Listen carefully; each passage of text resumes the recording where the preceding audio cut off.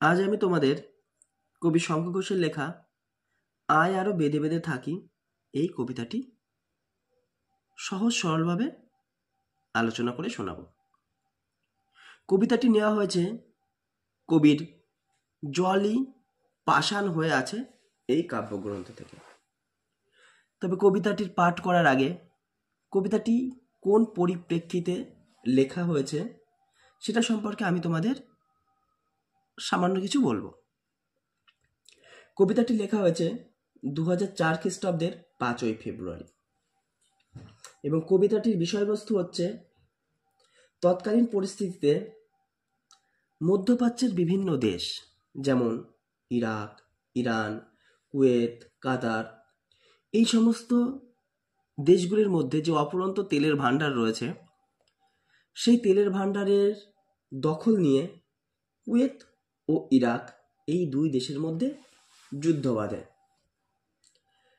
এবং এই যুদ্ধের পরিপ্রেক্ষিতে ইরাকের বিরুদ্ধে কুয়েতকে সাহায্য করতে এসেছিল আমেরিকা, ইংল্যান্ড, ফ্রান্স প্রভৃতি দেশ।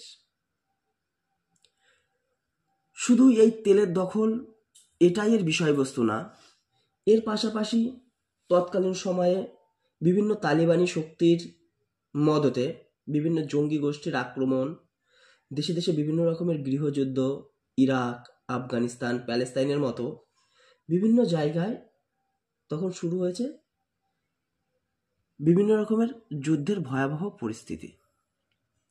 আর এই যুদ্ধের ভয়াবহ পরিস্থিতিতে মানুষের মধ্যে বিভিন্ন রকমের বিপন্নতা, সাম্রাজ্যবাদী শক্তির, একনায়কতন্ত্র শক্তির যে আগ্রাসী মনোভাব সেটা সকলের মধ্যে একটা ভয়াবহ পরিস্থিতির সৃষ্টি করেছিল। আর এই ভয়াবহ পরিস্থিতিতে সাধারণ মানুষের জীবন হয়ে উঠেছিল খুবই কষ্টকর এবং দুর্বিষহ।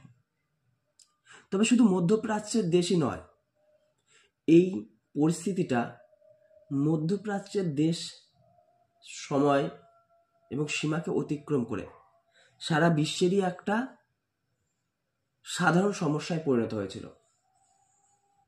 সারা বিশ্বের যে সমস্ত সাম্রাজ্যবাদী শক্তি তাদের শোষণে খেটে খাওয়া সাধারণ মানুষ, দুস্থ মানুষের অবস্থা যে কতটা ভয়াবহ হয়, কতটা করুণ হয়, সেটাই কবি শঙ্কর ঘোষ তার আয় আরো বেঁধে বেঁধে থাকি এই কবিতার মাধ্যমে খুব সুন্দরভাবে তুলে ধরেছেন। তো আমি এখন তোমাদের লাইন ধরে ধরে সেটাই পাঠ করে শোনাবো। দেখো এখানে কি বলছে, আমাদের ডান পাশে ধস, আমাদের বায়ে গিরিখাত। আমাদের বলতে কবি এখানে কবি এবং আপামর জনসাধারণের কথা বলা হয়েছে, যারা খেটে খেয়ে দিন চালায়, যারা রোজ আনে রোজ খায়, সেই সমস্ত মানুষদেরকেই কবি আমাদের বলে সম্বোধন করেছেন। তো সেই সাধারণ মানুষদের ডান পাশে কি রয়েছে? ধস। ধস কি জিনিস তোমরা হয়তো জানো, তবু আমি বলছি। ধস হচ্ছে খাড়া পাহাড় থেকে খসে পড়া পাথর বা মাটির চাঙর কে ধস বলা হয়। আর কি বলছে, আমাদের বায়ে গিরিখাদ, অর্থাৎ বা দিকে আমাদের রয়েছে গভীর গিরিখাদ। আমাদের মাথায় বোমারু, পায়ে পায়ে হিমানির বাঁধ। বোমারু কি? যে বিমান থেকে বোমা বর্ষণ করা হয়, অর্থাৎ যুদ্ধকালীন পরিস্থিতিতে বোমা বর্ষণের জন্য যে বিমান ব্যবহার করা হয় সেটাকেই বলা হয় বোমারু। আর কি বলছে, পায়ে পায়ে হিমানির বাঁধ। হিমানি শব্দের অর্থ হচ্ছে বরফ।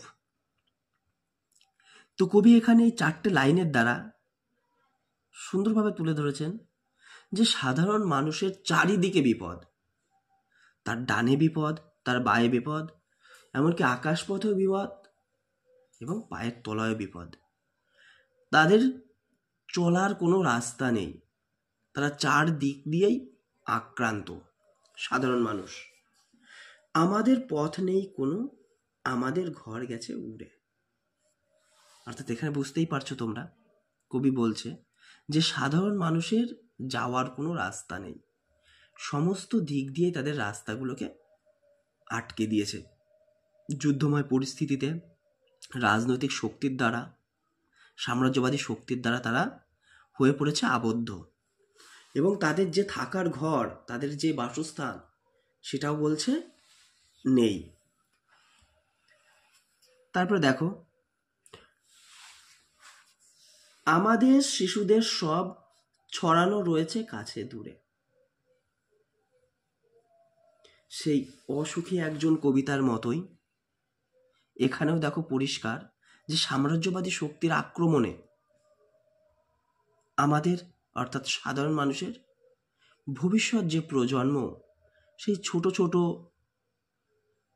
শিশু যাদের মধ্যে কোনো পাপ নেই, কোনো হিংসা নেই, তাদের মৃতদেহ তালাবর সব অর্থাৎ মৃতদেহ ছড়িয়ে ছিটিয়ে রয়েছে কাছে দূরে। আমরাও তবে এইভাবে এ মুহূর্তে মরে যাব নাকি? অর্থাৎ এই যে সমস্ত নিষ্পাপ শিশুদের মৃতদেহ দেখে সাধারণ মানুষের মধ্যে একটা প্রশ্ন, যে শিশুদের মতো তারাও কি তাহলে এই মুহূর্তেই মরে যাবে? তাদের জীবনটা এতই অনিশ্চয়তার মধ্যে এসে পড়েছে, তাই তাদের মধ্যে একটা বড় জিজ্ঞাসা যে আমরাও তাহলে হয়তো আর বেঁচে থাকবো না, আমাদের পথ নেই, আর আরো বেঁধে বেঁধে থাকি।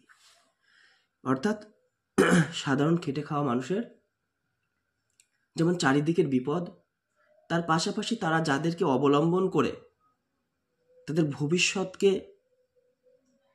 বুনবে, ভবিষ্যতের চিন্তা ভাবনা করবে, সেই শিশুরা তারাও কিন্তু মারা গেছে। তাদেরকেও কিন্তু যুদ্ধের এই ভয়াবহতা, সাম্রাজ্যবাদী শক্তির এই লোলুপ মানুষদের দ্বারা, রাজনৈতিক বিভিন্ন স্বার্থান্বেষী মানুষদের দ্বারা তারা আক্রান্ত। আর সেই কারণেই কবি বলছেন যে আমাদের আর কোনো পথই নেই, আমাদের সমস্ত পথ বন্ধ হয়ে গেছে। তাহলে কি করতে হবে এই অবস্থায়? আমরা যারা আছি কয়েকজন, আমাদেরকে কি করতে হবে?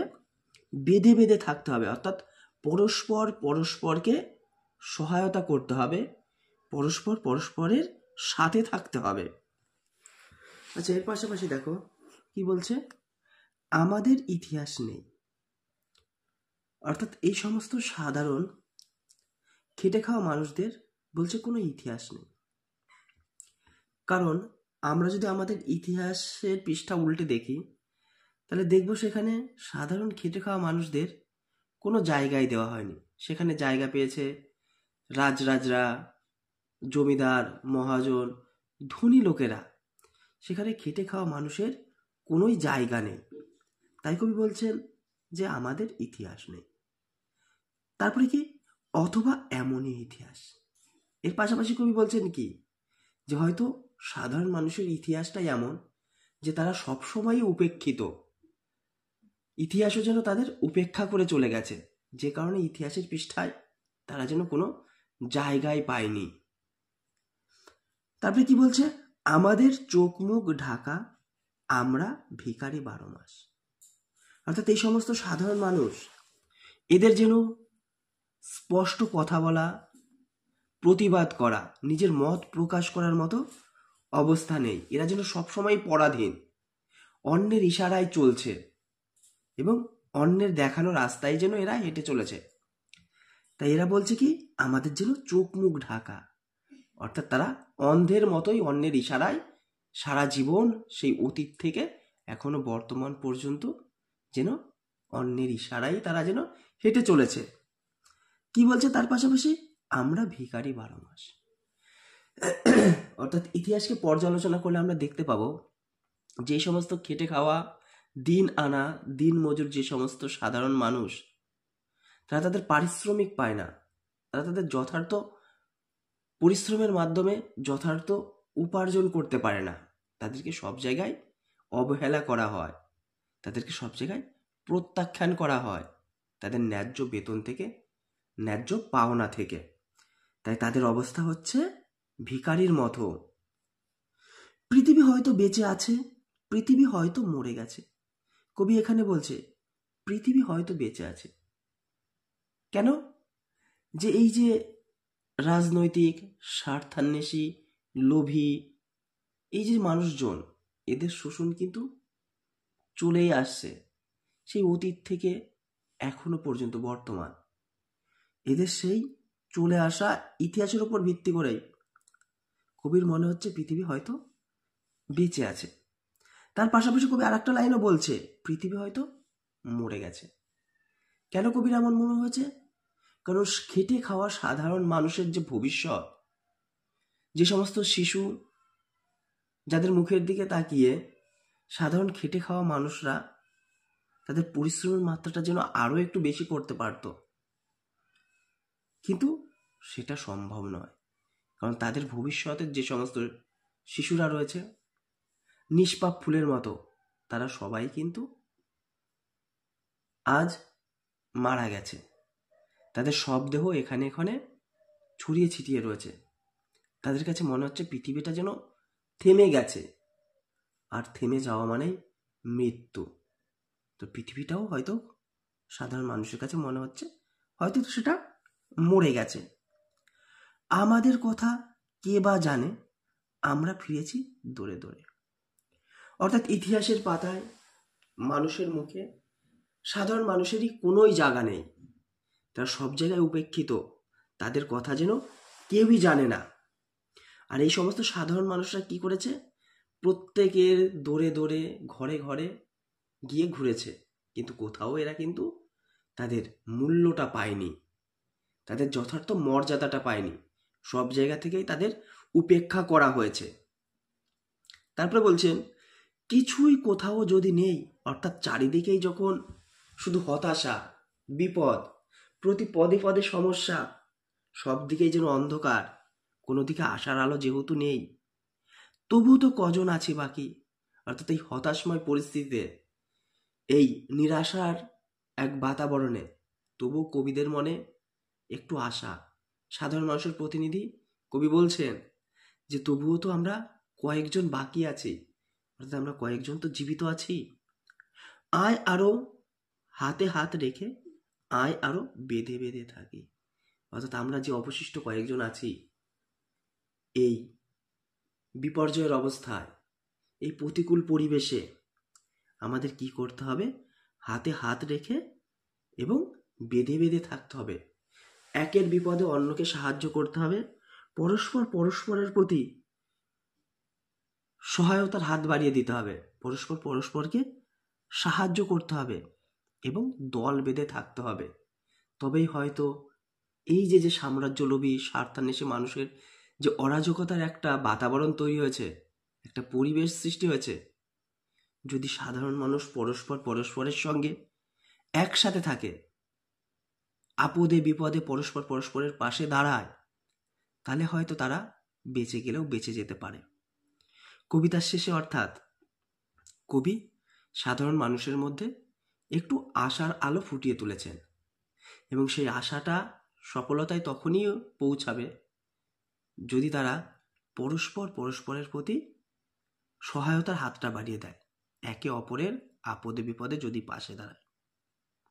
তো ক্লাসটা কেমন লাগলো জানিও, আর যদি কোনো রকম প্রশ্ন থাকে আমাকে কমেন্ট করো, আমি উত্তর দেওয়ার চেষ্টা করব। আজকে এই পর্যন্তই রাখছি। পরের দিন অন্য কোনো ক্লাসে, অন্য কোনো গল্প, অন্য কোনো কবিতা আবার তোমাদের সামনে নিয়ে আসবো।